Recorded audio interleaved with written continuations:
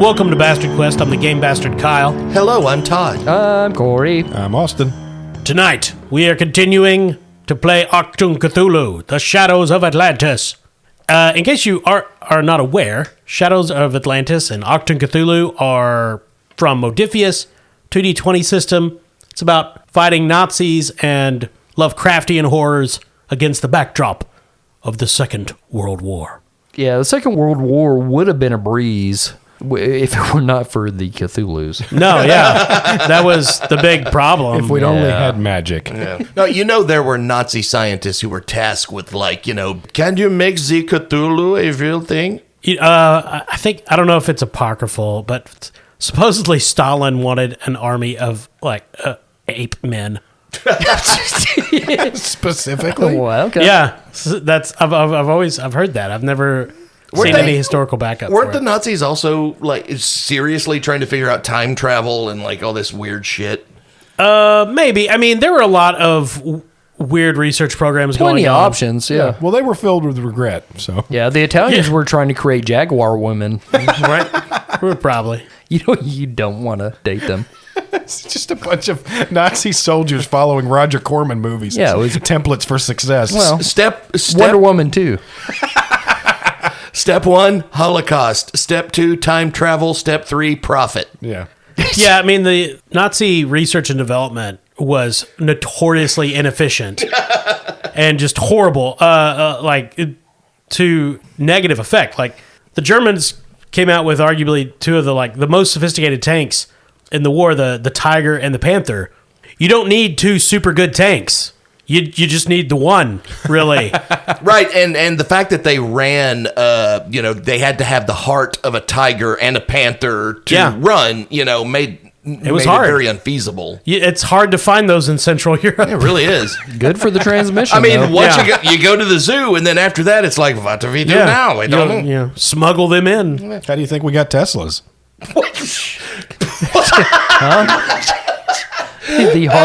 The heart of Nikola Tesla is in every.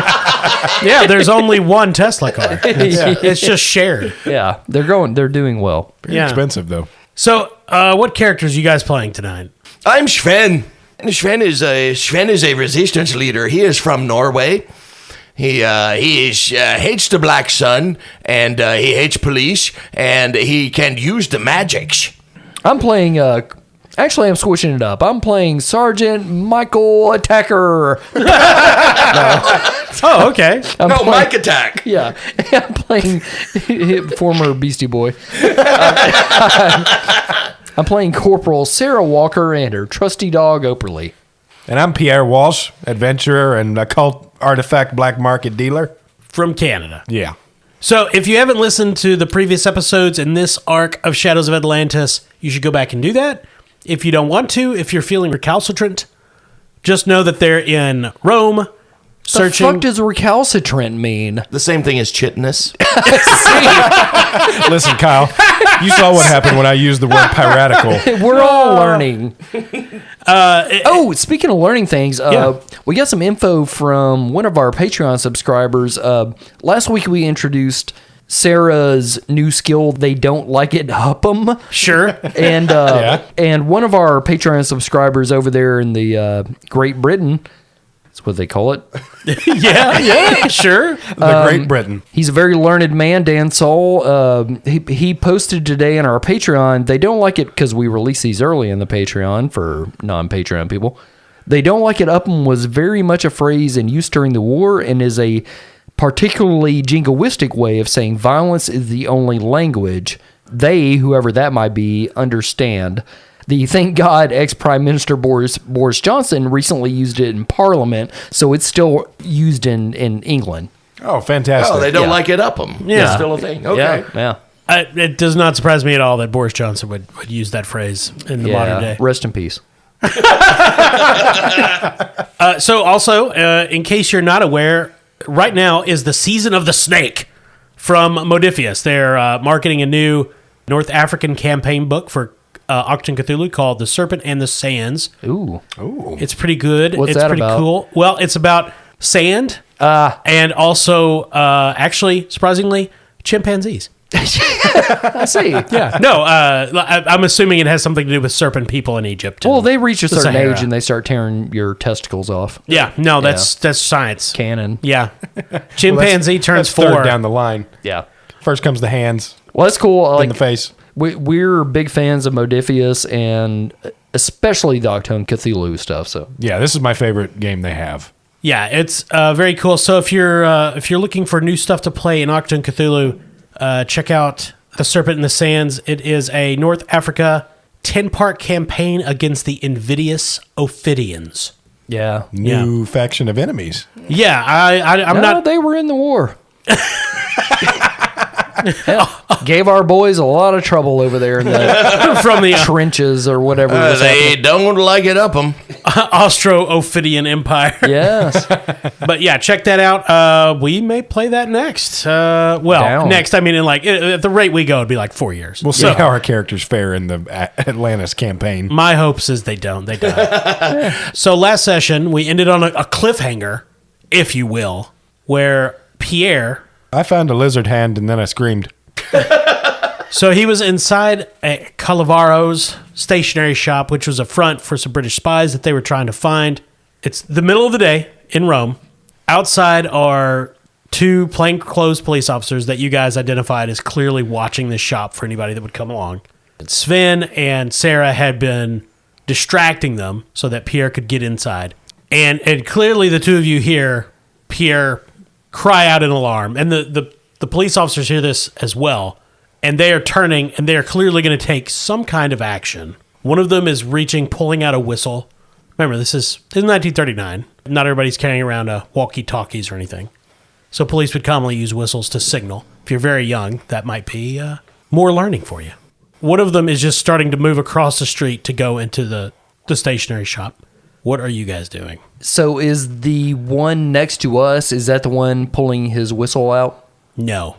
That's the guy turning toward the shop, about to step into the street.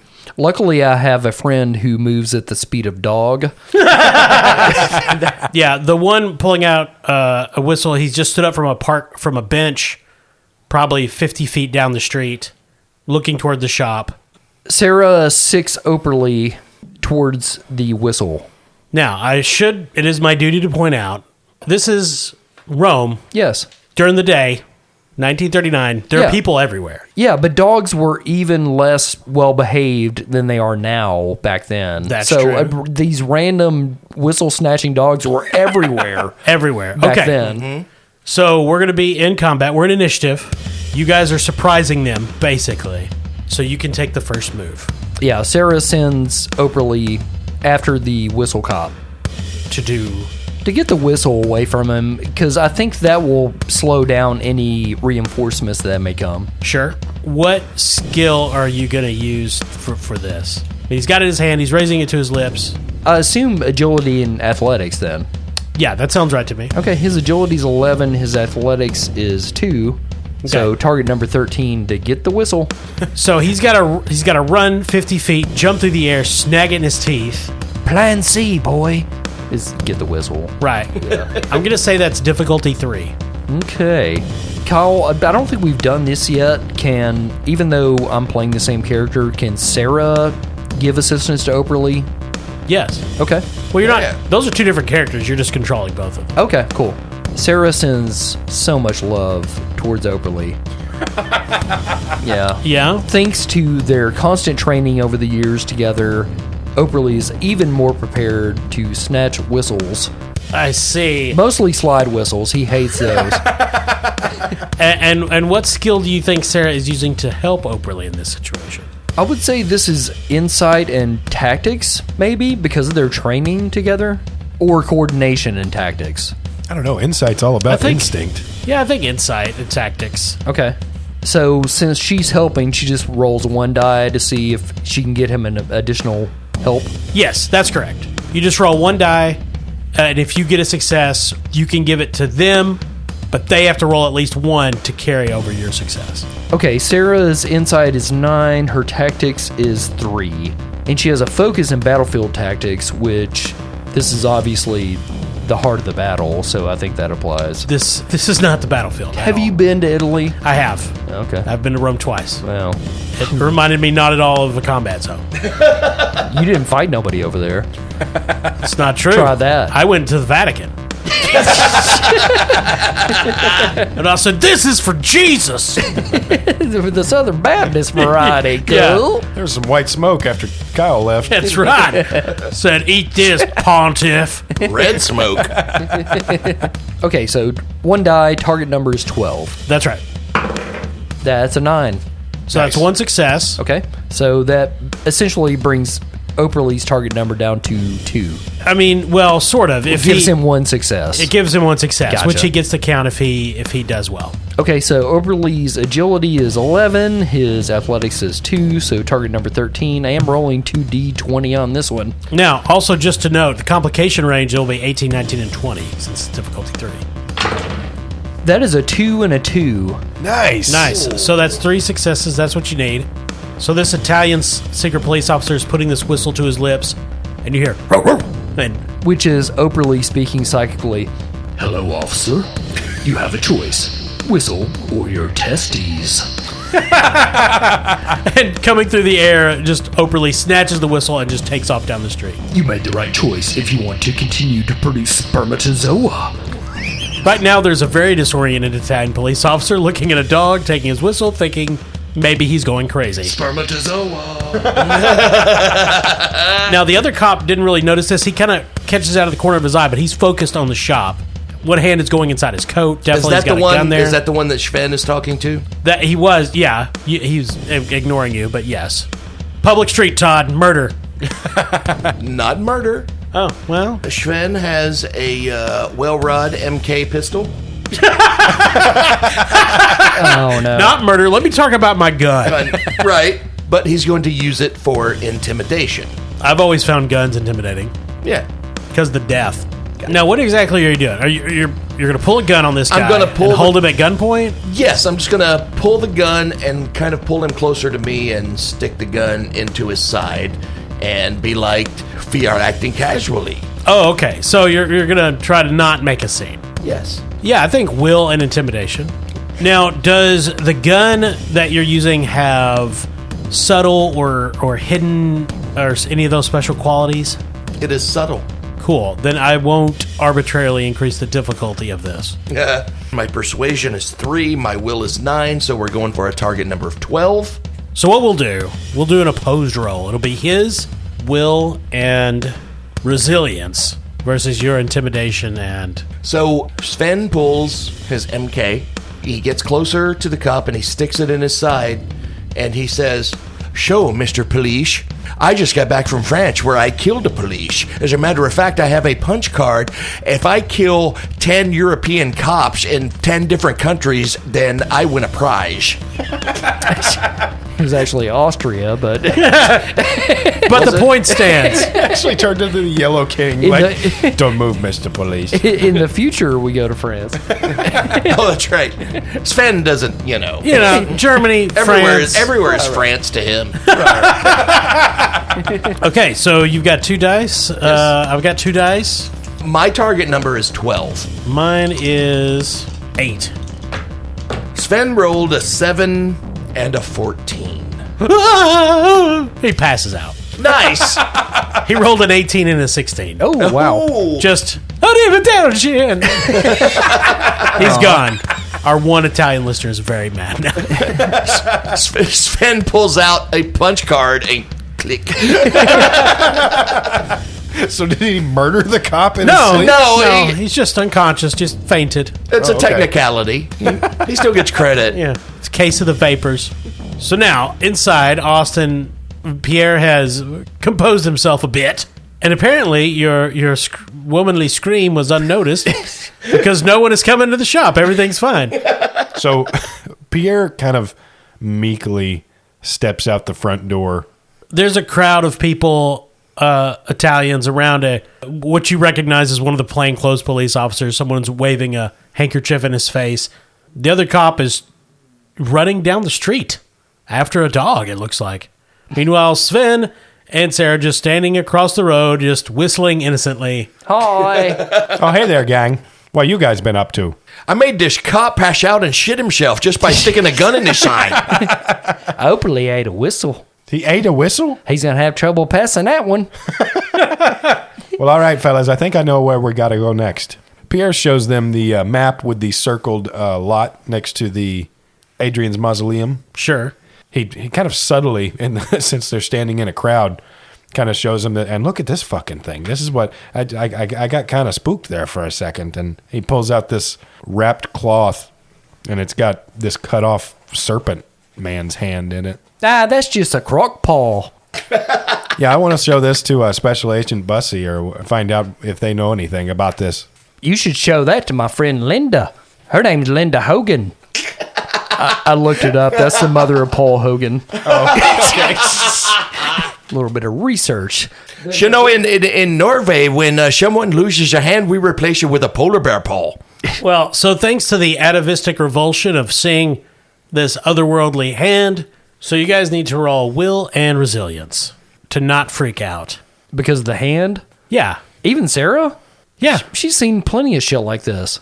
No, Sarah has never seen the hand. Okay, well, y'all know the you're severed well hand of a traveled, but you haven't been serpent to person. Australia. They're everywhere. And I did not realize Yeah, that. they invented Fosters. Well, Sarah was The lizard people. Invented what? Fosters, there's beer. that's always holding the Foster's can is the serpent person. Yeah. Yeah, no. So we'll roll your will plus resilience.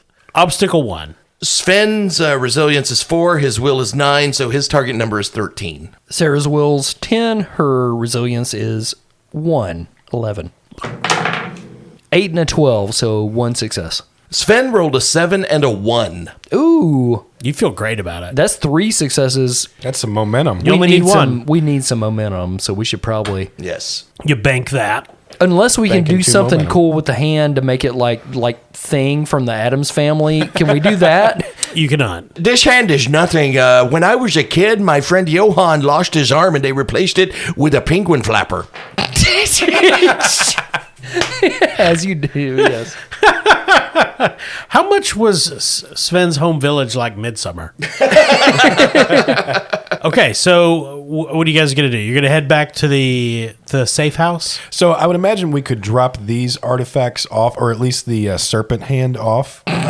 Sure, you probably don't want to be driving around in a car with just a serpent person hand for no reason. Yeah, I would want mean- to drop that off. We'll keep the oak leaf stationery and the map because we'll need that to get to this archaeologist, Sabina Aloya. So you guys head back to Lou Costello's house. Well, the villa he owns in Rome. Right. Take a look at this.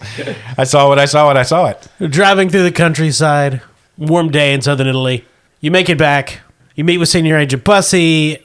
Everyone kind of makes a fuss about a serpent person hand, like people are crowding in because, you know, the Bureau has very few serpent people hands, but now they have one. Well, So Patton and your researcher and Habmeyer, the egghead, they immediately start debating over which of them should get to study it first. And finally, it's awarded to Patton after Habmeyer expresses interest in sending a couple thousand volts of electricity through it just to see what happens. So Senior Agent Bussy says, Patton, you can have it first. So are you guys going to do anything at the safe house, or are you going to immediately go... I mean, it's still afternoon. You have plenty of daylight left. Yeah, I Towards- think we'd want to go check out this archaeological dig while there's still daylight. Sven does not appreciate the Italian climate. He's very hot. Well, he hasn't taken his park off yet. I mean, Habmeyer just hands you a suitcase full of clothes that they've had prepared for you for weeks. Sven undresses in front of everyone. Wow, he's so pink. And he chooses black pants and a form-fitting shirt that is black and white striped and a beret. Okay. Turns out he's not as bundled up as we thought. He just kind of looks like that. Ah. Okay, so you guys head out in the car towards the Castel San Angelo, aka Hadrian's Mausoleum, which is a big tourist attraction, of course. And today, if you're there, you can look down the street, and it's a straight shot to St. Peter's Basilica and the famous courtyard. But that street was under construction at this time, according to this book. If that's historically inaccurate, I blame Modifius. We'll ask Patreon subscriber Dan Soul. There you go. Yeah, he's English. He should know. Yeah. It's like driving to Illinois for us, for him to go to Italy. All right, so our first order of business is just going to be checking out this lot that's circled on Lucrezia and Pasquino's map. So you guys park the car a distance away, walk in, and this whole street is under construction. You can see the Vatican in the distance, but just partially down the street to the north, there's another construction zone, which is the one circled on the map. And while the main construction site is obviously Italian laborers, normal guys working a 9 to 5. This one's making an Eiffel Tower. It's weird. Yeah. Right? Yeah. Hey, stop that. The one that's circled on the map you recovered from Calavaro's is fenced in with guards in security towers and patrols around it. And all the workers are wearing gray, what you immediately think of as prison coveralls. And it is a dig site. There's a big tent set up over whatever they're excavating, because you see workers going in and then they're pulling wheelbarrows of material out and dumping it in big piles. But what they're doing, you're not sure. This is definitely not any sort of construction. They're digging something. So you guys are watching all this from around a corner. There's a bunch of boarded up buildings around this dig site. What would you like to do? So I think the first thing we could do would be to observe the guards and kind of take a look at their patrol patterns. One thing Pierre would want to make sure to do, so I have a talent of subtle cues. If you have time to observe someone, I think it's for like a minute. If in the event that you have to make a persuade roll against them, you gain the first additional D20 for free. So just kind of Cool. observing the guards. Now, where are you guys going to observe them from? I mean, it is... A nook. You're in the middle of Rome. There are Yeah. people everywhere. Lots of construction going on. And inside this compound, you do see German soldiers. Yeah. So I have a camera in my spy tools. Sure. In this case, I would just get it out and pretend to be a tourist, kind of looking all around and using the zoom lens to kind of get a closer look at the comings and goings of the workers and the guards. I pretend to be Pierre's wife, and I'm like, oh, look, honey, a fence. Get a pic of that. And this is a chain link fence, right? We can see through it. Yes. Meanwhile, Sven is standing there looking like a French mime with a bow and arrow strapped to his back. As they do. No one remarks upon this. Okay, Austin, what skill are you using to blend into the crowds and look like a tourist? Insight and observation. This is going to be all Okay. based on instinct. I mean, this is really to not be noticed, not so much the viewing part. If you make this roll, you can use your observation. This is for not being spotted by all the police Oh, okay. and Nazi soldiers. Well, then I'll say I'll use insight and stealth. My stealth is a 2, and I do have a focus in disguise. So, I mean, we're in plain clothes anyway, so I think this counts. Sure. We're basically posing as tourists. So then I'd be trying to beat a total of 13. Okay. Difficulty 2. Can Sarah's ruse as the fence-obsessed wife be a help of some kind? Yeah, I mean, you have to make a helping roll, of course. Okay. So Sarah has a 9 in insight and a 1 in stealth, so target number 10, and I'm just rolling 1 dice, right, for helping? Yeah. Sarah got a 14. That's okay. not a fence. That's okay, because I rolled a 6 and a 12. Ah. Everybody is really looking at the Australian woman, which gives Pierre plenty of time to take some covert shots. So, Austin, now you can use your observation. I'll show you a to- fucking fence. Come to the outback, you buggers. to try to get some specific information. All right, and this will be insight and observation. Yeah, and you're looking for what precisely? Everything from guard patrol patterns to notable figures. If I recognize any faces, try to figure out who's in charge. If we spotted, I assume we've seen a photograph after we were given this intel on the archaeologist Sabina Aloya. Sure. I assume we've seen a photograph of her where we'd recognize her. Yeah. Okay. So yeah, trying to make sure and see if we can spot her, see where these archaeologists, these diggers, these laborers are going.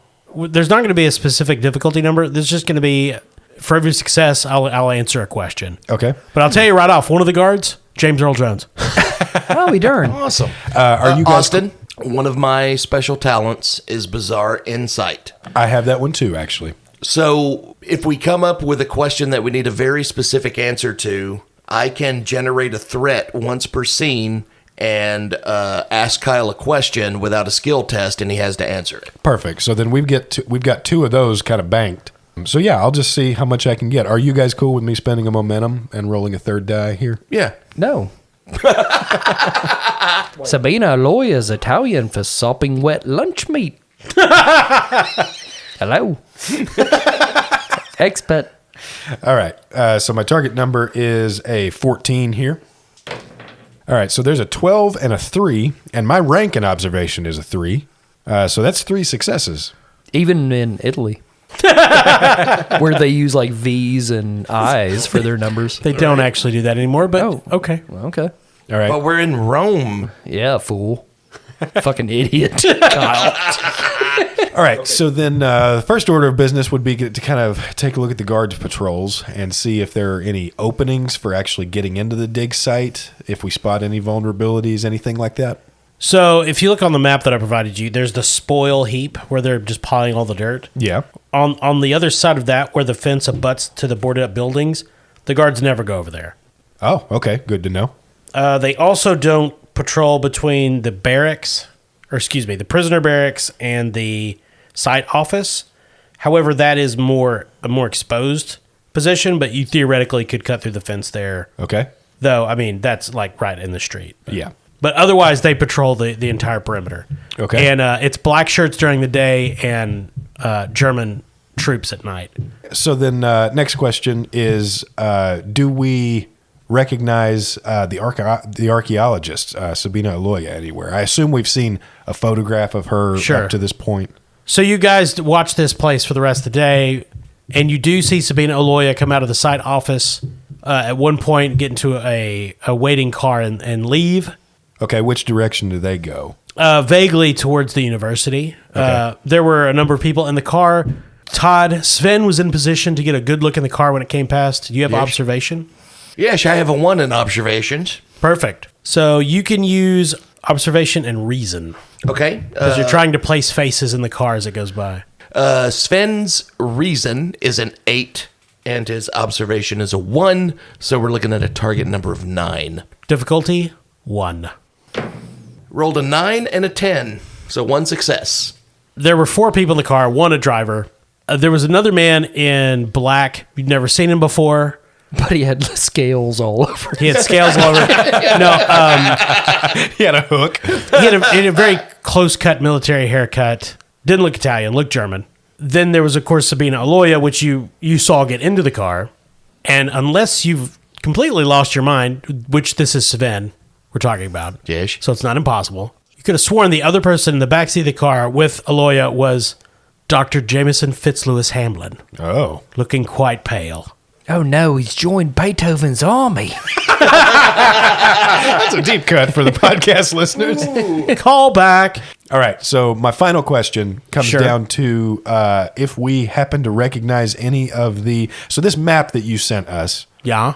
it actually labels a distinction between a barracks building and a prisoner's barracks building. Sure. I assume we could just tell from looking that Well, there is a... yeah. There's like a chain gang roaming out. The out of regular barracks building, they're doing a little dance outside. The prisoners are a bit downtrodden. Yeah. So I'm assuming these are the laborers coming in and out of the catacombs tent. Yeah, they're- Do we recognize any of the laborers? So you do catch sight of one that looks like Amanda Powell, codename Lucretia. Okay. But given the amount of grime that the prisoner was covered in, it's hard to say. If Lucretia is actually within this group of prisoners, I think that actually saves us a little bit of time because it means we don't actually have to get down into the whatever this dig site is in order to find out what they're doing. If we can get to her, we can just ask her. Sven is like, guys, I saw the car that Sabrina was in. She was shitting next to the corpse of Hamlin. She was shitting next to a corpse? She was shitting next to a corpse. It was Hamlin. I mean, we shit next to corpses all the time in Australia, but from what I hear in civilized countries, it's verboten. No, it was just, it was not there. She was not voiding her bowels. Oh. She was shitting. What's that now? She was shitting in a car next No, to a Oakley, corpse. not now. No. Oakley's like, It is time. It is time. He's been sniffing around for 30 minutes. oh, I don't have any baggies with me. Oh, well, it's the 30s. Well, then it's pretty clear to me, gents. I think we need to break Lucretia out of here. She'll be able to tell us what's going on and tell us what this dead guy's doing with the Germans. Yeah, it's really freaky because back in Norway, when you take a taxi cab, you can actually pay a little extra to ride next to a corpse, but I don't think that's a normal thing in Italy. I see. I don't think it's a normal thing in most places. There are big shoots. It's mainly for lonely people who have no one to talk to. They can talk to the corpse on their way to work. Dear Lord. I want you to be honest with me. Specifically. How often have you paid for this? Sven makes his own corpses. This is very necrobiotic.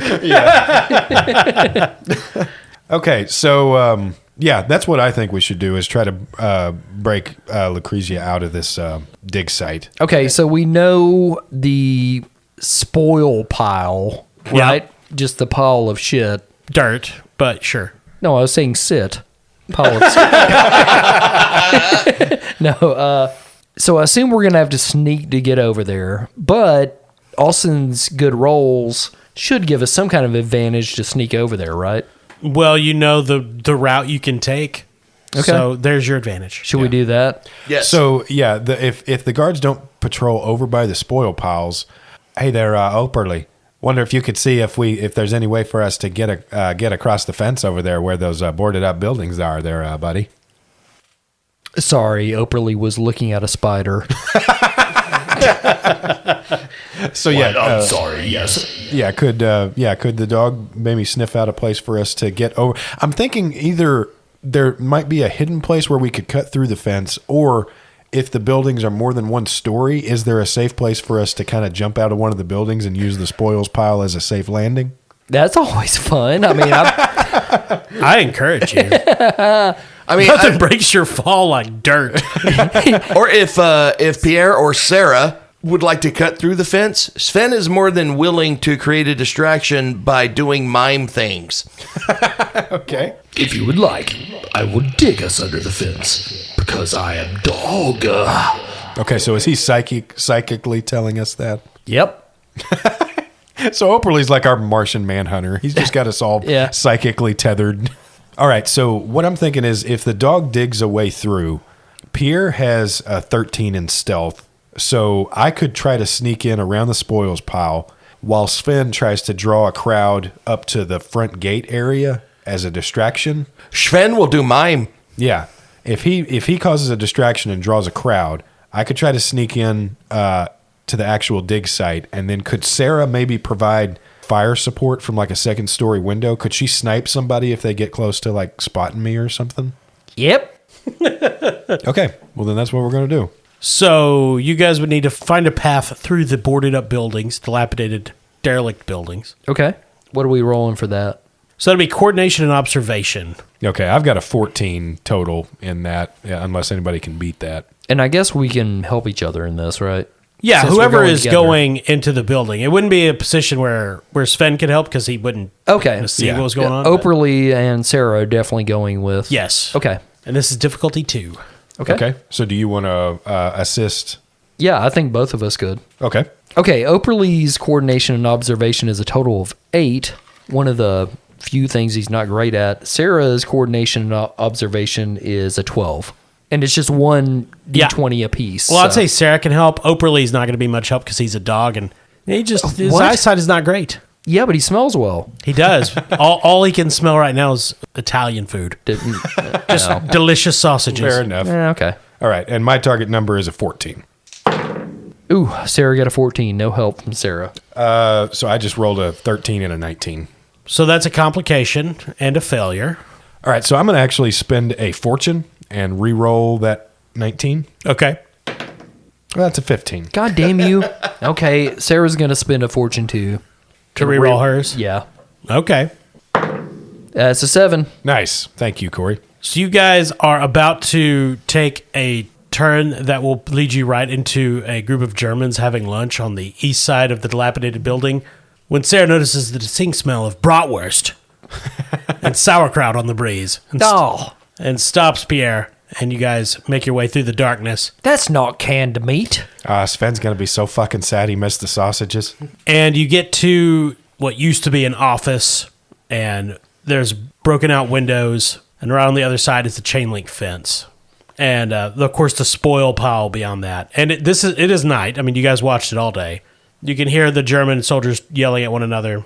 And before you came into the building to try to advance stealthily, you had seen all the prisoners file into the barracks. Apparently, they do not dig at night.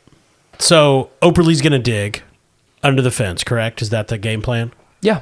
He's a dog. There's no need to roll. Yeah, just like the Great Escape. Yeah. 5 minutes. I mean, this is a chain link fence in 1939. It does not go 10 feet down into the ground. And, Yeah, it's made of wicker back Yeah, then. a swift breeze is going to knock it over. And Pierre scuttles under like a chitinous crab. Chitness. Yeah. I've never been sure on how to pronounce it. If only there was an episode where I could hear it repeatedly, it'd probably get stuck in my head. And Yeah, fuck you guys. Pierre scuttles under, climbs up over the spoil heap, and he can see the layout of the camp under him, guards moving around. Okay. And now also you just need to make a stealth roll. You could also see a mime approaching the gates. All right. So I'm assuming I'll have to make my stealth roll after we've seen how successful his diversion is. Well, you guys can roll at the same time because you are on a timetable here, and you're just assuming Sven is going to competently Okay. mime direct these guys. Sven is going to use his persuasion, Sure. which is a 3, and his, let's go with coordination. Well, you're doing mimes. Sure. Yeah. So that's a target number 13. Yeah, it's an art. And I'm going to use our other momentum to roll a third die. Okay, so there's 2 German guards in front of the gates smoking cigarettes because this is 1939. And Sven is coming up. You hear, "Warum hat der Pantomime einen verdammten Pfeil und Bogen?" Which is German for, why does the mime have a fucking bow and arrow?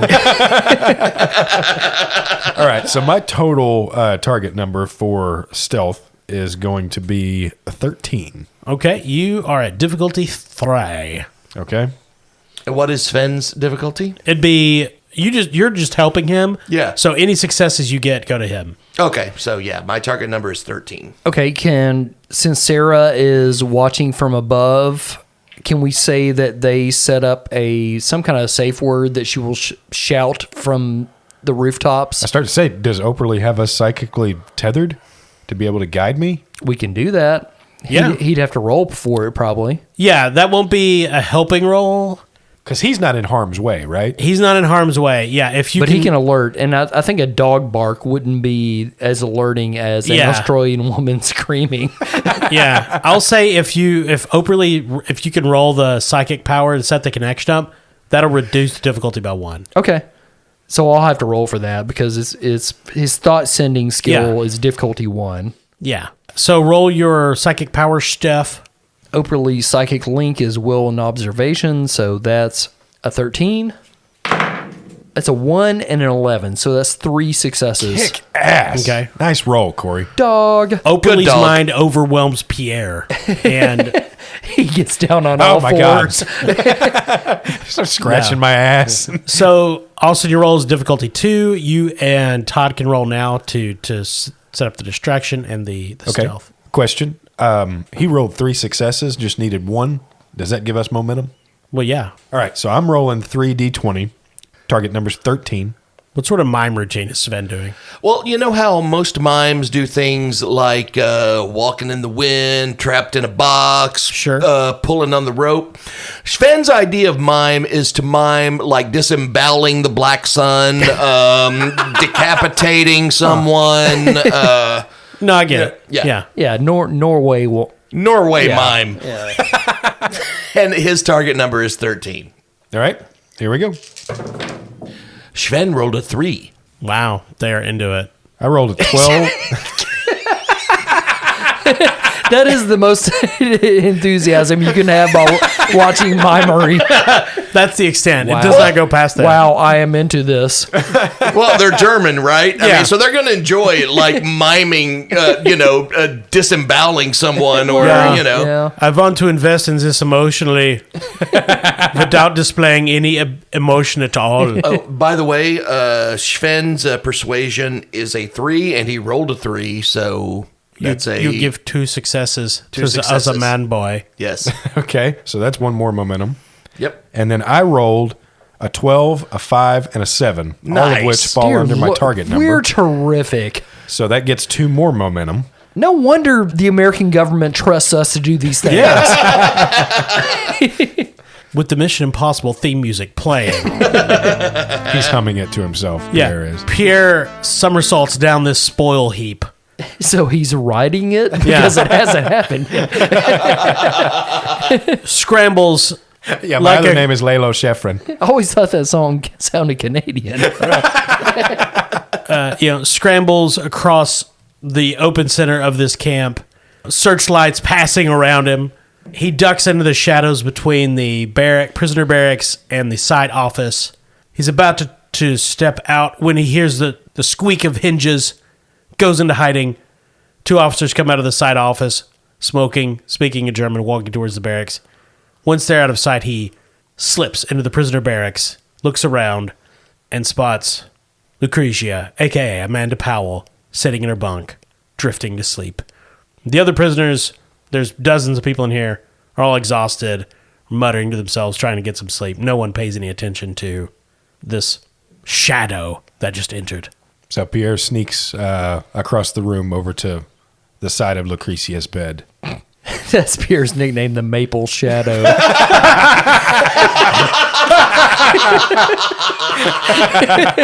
I don't know why, but I just pictured like the way they crept in like silent movies, like just dinky dinky.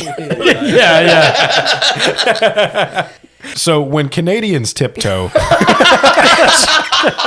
Wow. it actually looks the way you picture it in cartoons. And Sure. Pierre sneaks over to the side of Lucretia's bed and, trying to use the wording she used in her note, says, someone sent me to come help our sister because there's too many sausages in the pantry. Ooh, that's creepy. She's in bed, sir. Her eyes open real wide. and she doesn't say anything, but you get the impression her brain just asked, who the fuck is this? You just invented being horny in the DMs. And she manages a week. Hello? Yeah, hey there. Yeah. I'm a Majestic agent. Canadian pickup line. We were sent to come and find you and Pasquino. Oh, okay. Well, you're a bit late. Well, yeah, I can see that, but I hoped you might be able to tell me what they're doing in here. She looks around and no one is paying any attention to you. No, everybody's sleeping, coughing, hacking, a lot of dust in the lungs. And she explains that a couple of weeks ago, some Italian archaeologists made a discovery in the catacombs after some construction they were doing here opened up a new passageway. Then some Germans arrived. She and Pasquino tried to figure out what they were doing. They got caught, and they got shuffled in with the rest of the political prisoners doing the dig. And she explains that there are things in the catacombs that seem to come out of nowhere and attack the prisoners. And there's been fights between, initially it was the black shirts, and that's why they brought in some crack German troops. She knows a couple of bodies. She hasn't been present in any of the attacks, but she knows they're moving the bodies to a hospital because that's where she and Pasquino stole one of the hands of these creatures. But she hasn't seen any since she's been working here. So what happened to Pasquino? She says, I haven't seen him in days. I think he escaped. I'm not sure. All right, well, if you're down for it, I'm here to get you out of here. Yeah, I mean, I don't know what they're looking for, but I'm ready to not be a part of them finding it. All right, then let's go. I think we got enough momentum. Meanwhile, silently, Sven is continuing his mime routine, and using that he has glimpsed what mortals should not know, and he is doing a mime routine based on what he knows the afterlife is. So he is like enacting the fact that all humans will be slaves to eldritch horrors for all of eternity in the next life. Todd, I know this is a audio podcast, but just for us, can you mime that for us? It's not quite like this, but like that. I'll take video and post it on the Patreon. That'll be a boost. Yeah. So Sven is really into this, which is why he misses the car and the trucks coming. Oh. And the guards push him out of the way as they open the gates. A black Mercedes rolls in with a cargo truck behind it. Doors open. More German troops are disembarking. Sabina Aloya steps out of the car, cleaner than she was previously. The man in black that Sven had seen earlier is now in his full SS officer's uniform with his Nachtwolf insignia. It is Obergruppenführer Roscoff Smythe. No! Oh, no. And behind him, in a dapper suit, Jameson Fitzlewis Hamlin, Esquire Zombie. Oh, okay. And Smythe starts screaming orders in German. Get the prisoners out! We will continue digging! Beatings will continue until morale improves! I will find the Clypeus! Tonight! Sounds like a Walmart manager. Yeah. So he's just screaming and Pierre looks out one of the windows, and there's a squad of German soldiers running towards the barracks, no doubt to roust all the prisoners out, and we will end there. Oprah shouts psychically, Achtung! Oh, good Oprah. he's a good boy. Well, hey, thanks you for listening. I hope you enjoyed listening to this episode of Shadows of Atlantis, Achtung Cthulhu. Fun, a little espionage. We've yet to battle yet, but methinks it's a coming. Yep. Get close. Just to give Gonna you an be idea, some scrapping. there's probably 50 or 60 German troops in this camp. So, FYI. Yeah. We're good. We're good. I think we're not done sneaking yet. Yeah, I thought you were going to say there's 50 or 60 more episodes of this coming. yeah, well, This is not just G.I. Joe. Well, if history's taught us nothing, Germans are pushovers. Sure. No, it's fine. Yeah. Yeah, a number of Patreon members showed up in this episode. Yes, thank you, Patreon members, for your continued generosity. You continue to make our lives bountiful. Yeah. Yeah. So, Thanks for all you do. Thanks for your support. Yeah, we all quit our jobs. Yeah, exactly. That's not true. You know, the other day I was kind of sad, and then I thought, hey, Patreon, and I felt better. And Ross Smith, I'm sorry for making you a Nazi again, but Yeah, Or but, at least reprising your character. but technically this is like Temple of Doom, so it takes place before our quick trip to France. Yes. So, Which means yeah. you might die again. Who knows? Yeah, and this may be why Oprah Lee hates him so much. could be. It could be. We all know how he ends up, so that's nice. Yeah. And thank you to our sponsor. Barrel and Bond, 100 Broadway, downtown Paducah. It's a bourbon bar, but they got small plates, good pimento cheese, chocolate cookies, Deviled eggs. oh man, Yeah. charcuteries. And the bathroom excavations are almost done. Yeah, More people than you would expect coming out of the bathroom. yeah. Wheelbarrows full of dirt. Actually, they refer to the bathroom now as the spoil pile. Or the sitting room in If you made it Norway. undetected, your first old fashioned's free. And thank you to our listeners. Yes, thank you all. Even if you don't give us money, we still look on you somewhat kindly. Yes. And we love hearing from you when you tell us about your favorite episode or your favorite moment. Yeah, Yes. please. Yeah, absolutely. But that'll do it. All right. Thanks. Hab Kyle. Todd. Corey. Austin.